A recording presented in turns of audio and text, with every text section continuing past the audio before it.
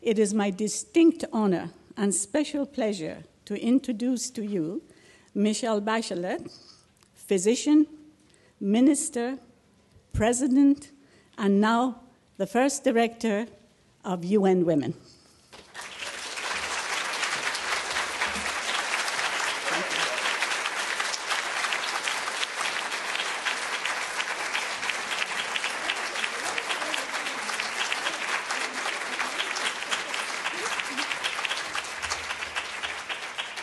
Good morning, everybody. I am so grateful to Mana Safkami. I told her she made a very special summary of my life. She, as founder and president of Women's Learning Partnership, also thankful to the New School and to the many panelists and participants who are here today. And thank you for choosing to spend a precious day of your weekend pondering the way forward for UN Women. And it's particularly important for us because you have fought so much for this. And sometimes when you are in any activity in your life, urgency kills the possibility of thinking strategically and thinking the important things, the relevant things. So I think it's so grateful and so special for us that you will be doing that today. I want to express my particular appreciation to the many people here today who have been the visionaries and the negotiators that have forged the path to UN Women. On Thursday night, we celebrated UN Women. And today, I think we celebrate you. And you are no strangers to forging new paths to strengthen an action on women's rights. You are the ones that popularized the phrase, women's rights are human rights, a phrase we heard over and over again at UN Women's launch on Thursday. You are the ones that strategized, advocated, and secured visionary commitments at Beijing, the passage and accountability for implementing Security Council Resolution 1325 on peace and security, and so many other global and regional commitments to gender equality. When I hear the stories of young women as leaders amongst the so-called Facebook kids advocating for democratic transformation in Egypt and Tunisia, when I see parliaments and local councils that reach 30% or more representation of women, when I learn about new laws to punish perpetrators of domestic violence in many countries, and other local advances for women's rights, I am mindful of the tenacity and foresight that women like so many of you in this room have brought to this work for decades. Women's human rights defenders like yourselves are at the front line of standing up and speaking out for women's rights, including to have independently run safe houses, to have equal rights to land and inheritance, to access justice in line with commitments to zero.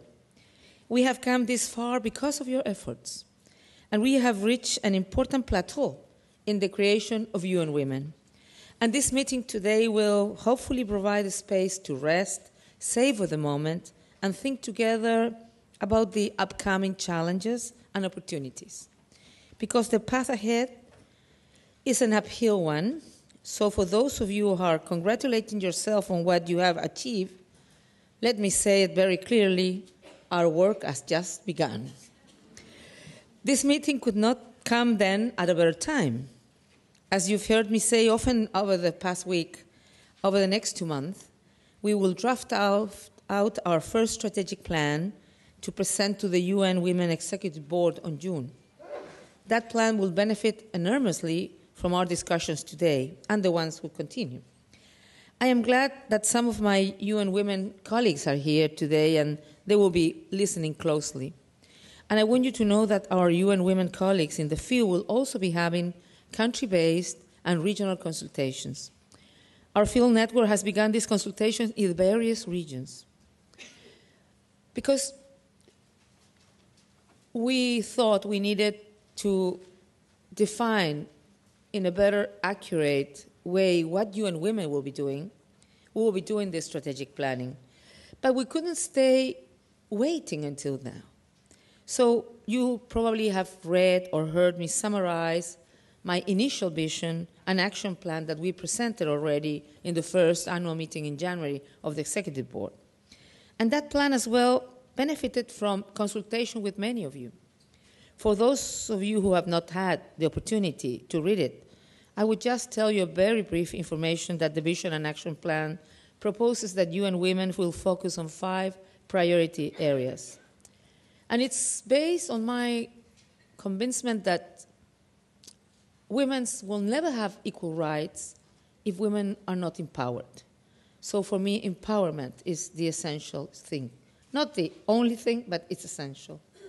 And if you can look at that through all different aspects, how women can fight against violence against them, how women can really be sure to be at the table at the peacekeeping negotiation, or how can we be sure that when countries are reshaping their countries and trying to rebuild the constitution, how women's needs and concerns and rights are represented there, we need to empower women. And both who have spoken before me have spoken about this, how important the political participation and the political empowerment of women is. So that's why our first, it doesn't mean that that's more relevant than the other, it's just I'm trying to name it. The first one I want to touch with you is what we could call political empowerment, or we can name it as expanding women's voices, leadership, and participation. Because we need to close the gaps in women's leadership and participation in different sectors. And when you see the World Gap Report, you see that we have been in some way or another, of course at the average level, close some gaps between boys and girls. When you see educational level, you see as an average in the world, 96 girls for 100 boys or 98 and 100, depends on primary or secondary education. But when you go to political participation and political representation, is the worst of the indicator. Only 19% of all parliamentarians are women in the world, and that is a huge average from almost nothing to 58% in Rwanda, for example, or 38% in Nepal. And on the other hand, when you think on head of states or head of government, on 192 countries, there's only 19 head of states or head of governments. So this is one of the areas where we still are very far away of what we deserve, I would say. So that's one very important area.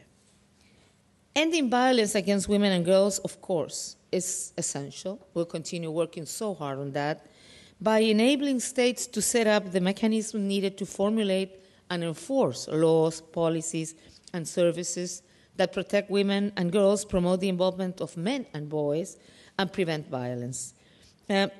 We will be working, of course, and one initiative that we are currently exploring is advocating for countries to agree to a minimum service packages to spur implementation, and we will want your involvement in defining this. Because, you know, there are already a lot of countries with laws, but there is a gap of implementation. I mean, the law that hasn't transformed into changing reality. So we need to do much more about that. The third area, it will be bringing the voice of the women at the heart of the peace and security agenda. Again, there's the Security Council resolution. We last year celebrated the 10 years, but still very little progress. And we will be doing this through women's full participation in conflict resolution and peace processes, gender-responsive early warning, protection from sexual violence, and redress for its survivors in accordance with UN resolution. Many of you know that UN Women has been tasked with coordinating the development of a UN roadmap for implementation of Resolution 1325, another area that we will invite your close partnership on. And again, for me, this is essential empowerment, because who are sitting on the peace talks? The people who have the power, and where is the power? The guys who have the guns, and the people who have constituencies.